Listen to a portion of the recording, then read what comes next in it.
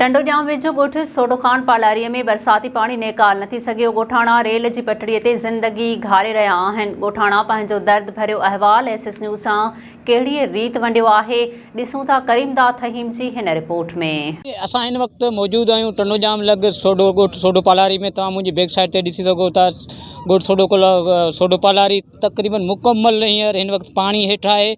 ऐं हिननि जो पाणी जेको आहे अञा ताईं गुज़िरियल महीने खां बरसातनि पवण खां पोइ पाणी अञा ताईं न निकिरी सघियो आहे। अञा असांखे तव्हांखे ॿुधाईंदो हलां त मुंहिंजो फ्रंट साइड ते बिल्कुलु किलोमीटर बि पंधु कोन्हे। उन जे अॻियां रावल महल ठहियो पियो आहे, उते माशाल्लाह गंज लॻो पियो आहे। पर हिते जेको पाणी कढण लाइ का बि हिननि वटि को बि माना स्कीम कोन्हे, को बि उपाउ कोन्हे।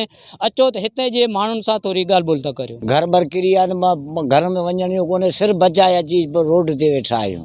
उहा का शइ कोन्हे असां वटि, खाइण पीअण बि कोन्हे न, किथां आणियूं ग़रीब माण्हू। साईं असांजो वॾो नुक़सानु थियो आहे। पूरे में पूरो ॻोठ असांजो तबाह थी चुको आहे, जंहिंमें ॻोठ में पालारी बि रहनि था, हिंगोरजा बि रहनि पिया, माछी बि रहनि पिया। पर मुकमल असांजो ॻोठ पूरी तरह खां वधीक असांजो ॻोठ तबाह थी चुको आहे, जंहिंमें असांजी का बि अञा ताईं मदद कान कई वई आहे। इहा असीं माना गुज़ारिश कंदासीं त महिरबानी करे असांजा जेके बि हिते जा तर जा वॾेरा आहिनि, हुकुमरान जेके बि आहिनि, असांजी मदद कई वञे। ॻोठ मां पाणी निकितो वञे, किथे असांजे राश जो बंदोबस्तु कयो वञे। मुकमल सॼो ॻोठ बिल्कुलु सफ़ाई 5 फुट 4 फुट पाणी आहे, सॼो ॿुॾो पियो आहे सॼो चारे पासा, जंहिंमें हिंगोरजा आहिनि, हाले पोटा आहिनि, माछी आहिनि।